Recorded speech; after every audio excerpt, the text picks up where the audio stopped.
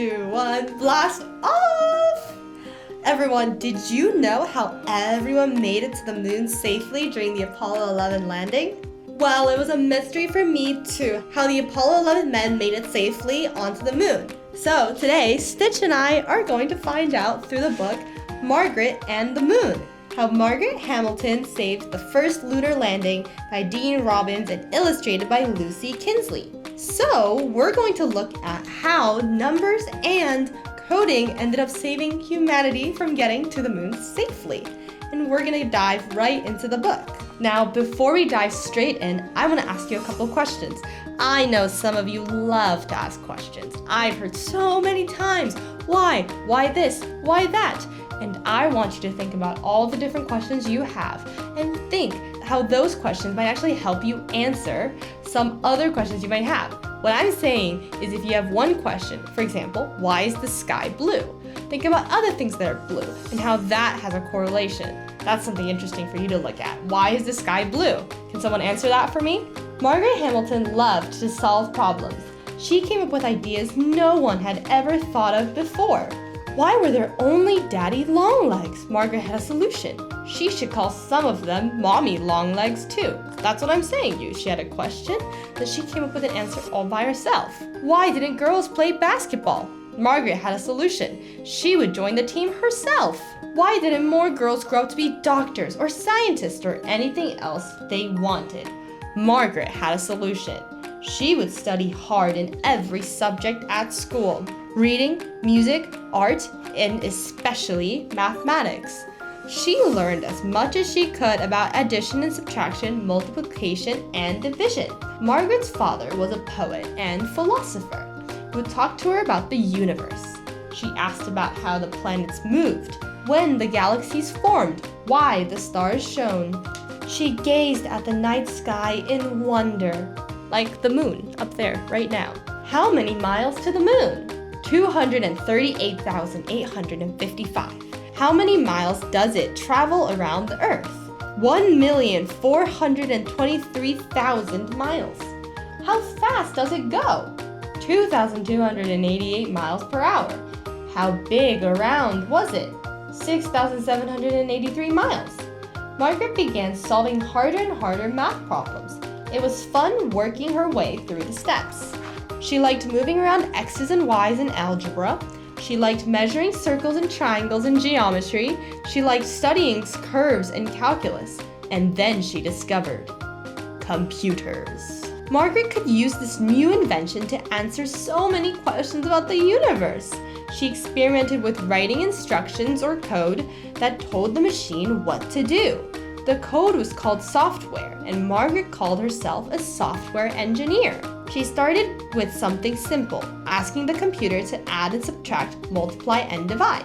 Margaret taught herself to write code that performed more and more complex tasks. She programmed computers to track airplanes through the clouds and to even predict the weather. She made them do things they had never done before. In 1964, Margaret got interested in an exciting project for NASA, the National Aeronautics and Space Administration. Their scientists were working on the hardest problems humans ever tried to solve, flying people to the moon. Could Margaret use computers to get astronauts 238,855 miles there and 238,855 miles back? She convinced NASA's leaders to let her try. Margaret thought of everything that could happen on a trip to the moon. Would the spacecraft go off course? Would it lose power? Would an astronaut make a mistake? Margaret wrote code to tell the computers how to solve these problems. She worked her way through the steps, just as she used to do in math class. Soon, Margaret became director of software programming for NASA's Project Apollo, leading dozens of scientists. She helped Apollo 8 orbit the moon 10 times. She helped Apollo 8 connect 2 ships in space. She helped Apollo 10 get within 9 miles of the moon's surface. Hello there! With Apollo 11, NASA would finally try to put people on the moon. Had Margaret thought of everything that could go wrong with a lunar landing? She checked her code again to make sure. The astronauts were depending on her. Margaret's code. Did you know Margaret's code was actually taller than her when she stacked it page by page by page? And I believe she was a little shorter than I am, so that must have been a super long code. 10, 9, 8, 7, 6, 5, 4, 3, 2, 1, liftoff! Apollo 11 rose with a blast of smoke and fire. Margaret followed along from a control room, and the whole world watched on television. For 4 days, the spacecraft drew nearer to the moon. The lunar module, named the Eagle, split off to make the landing. Yippee! But with minutes left to go, an astronaut entered a command, and the master alarm buzzed. Blip! Whoops! The Eagle's computer started performing too many tasks. Overload! Overload! Yikes! The control room panicked. The moon landing was in danger. Everyone looked at Margaret. Had she prepared for this problem? Of course! Margaret's code made the computer ignore the extra tasks and focus on the landing. It brought the Eagle closer to the moon's surface. Closer, closer, touchdown! The Eagle has landed. Announced astronaut Neil Armstrong. The control room cheered. Margaret was a hero. Later that night, the Eagle's hatch opened. Margaret held her breath. Armstrong took the first step on the moon.